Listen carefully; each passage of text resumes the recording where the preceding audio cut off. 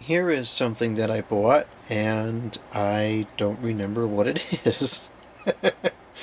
Which is kind of pathetic, but nonetheless, that's what happened. So this could be something really great or totally run-of-the-mill. I have no idea. Let's go ahead and find out.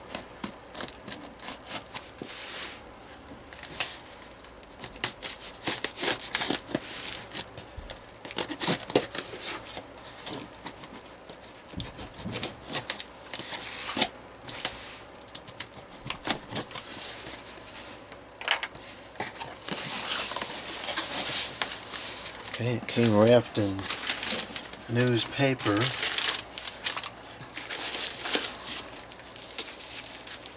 Looks like it's a cordless phone, which, would not be of any surprise.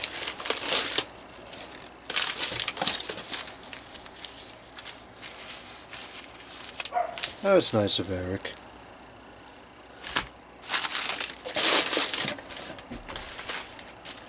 Something else, I got a free sticker. That was nice. Okay, let's see what we have here. I think I'm recalling now that this is a, maybe this is a Sony cordless phone. No, it's a Toshiba. I knew it was something like that. It's a Toshiba cordless phone.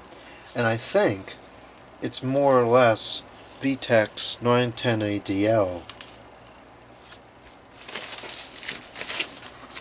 And I can't believe that antenna survived, because that is the flexible type.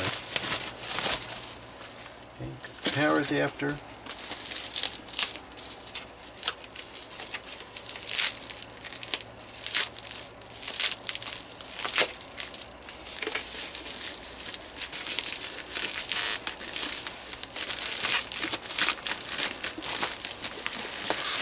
And the base.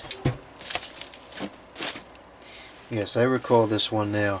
The reason I got this was because the 910ADL, which I think that this is kind of the same thing, is a very important telephone in my collection. That was one of the earlier phones. I think it was actually my mother's phone years and years ago, and then it was floating around my grandparents' house for a while.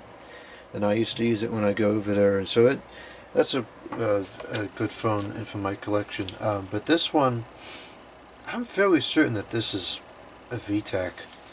The handset reminds me a lot of the 910ADL. The base, not quite as much, but definitely the handset. So let's see, what do we have here?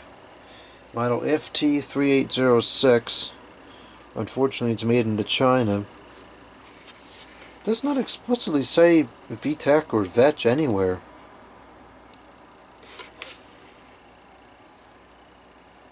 Toshiba America. Totem pulse switch.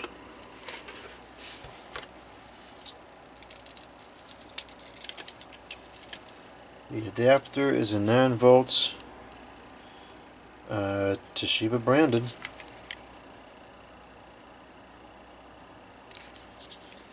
TAC 3800. And the handset, it has this sticker on there, which is pretty cool, because these stickers are really more rare than the telephone itself, because most people just took these off and threw them out. So that's why I always have an interest in packaging for this kind of stuff from this era, because the packaging is more rare than the phone. Here's the battery pack, which is also, oh, that's not good, which is also the Toshiba.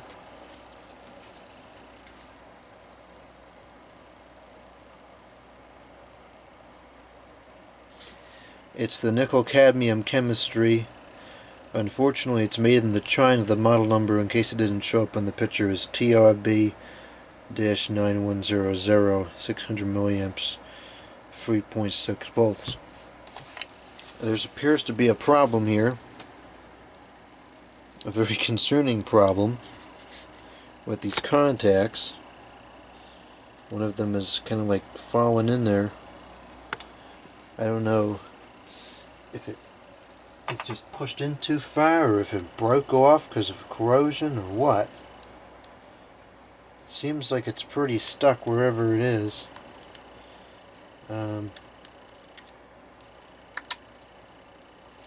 Actually, I'm gonna go with, no, it just freed up. I'm gonna go with, this is completely crusted itself off the board. That's kind of unusual. A couple of videos ago, sometime last month, I mentioned that there's been a trend recently with corroded batteries, and I was kind of hoping that it wasn't going to be a long-term pattern, you know, and that it was just something with the ones that I got, but unfortunately it's not looking that way. It looks like it's going to be a long-term pattern. This one appears as though it's been having a problem for a while. It looks like somebody tried to scrape off the corrosion at one point, and they were not very successful because they didn't use the right tool. They just used a common screwdriver head or something. But anyway, so that's kind of unfortunate. Hopefully I'll be able to repair this. What I was saying about the batteries is I think what's happening is we're getting to a point where these phones are so old, when the original battery sits in there for so many years, they're just starting to break down. Because these phones from the 900 megahertz era, these phones are getting to be 20, 25 years old. You know, a lot of these are made in the late 90s, I think mid 90s at earliest. So some of these are getting old, and the batteries are just starting to deteriorate, which is a very unfortunate thing because it's going to make it a lot harder to find working examples. This is not a common phone. I wouldn't say this is really a sought after model, but it's kind of cool, and I hope I can get it to work because it's a really nice instance of it cosmetically. The shell is almost perfect. A little bit of yellowing here and there, but there's really no wears, scratches, or anything. It's a pretty nice phone. Same thing with the base. The base is in pretty good condition too, and it's clean also.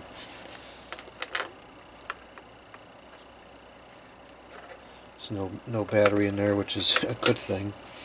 Speed dial thing is still on there. So that's that. This is not going to be able to be checked out before repairing because of that corrosion issue. This battery obviously is having a problem. It's leaking out, it's discoloring, the cells are discolored, so we're going to cycle that. Not going to bother with that anymore. And we'll have to go into this telephone and see what we can do about that broken terminal.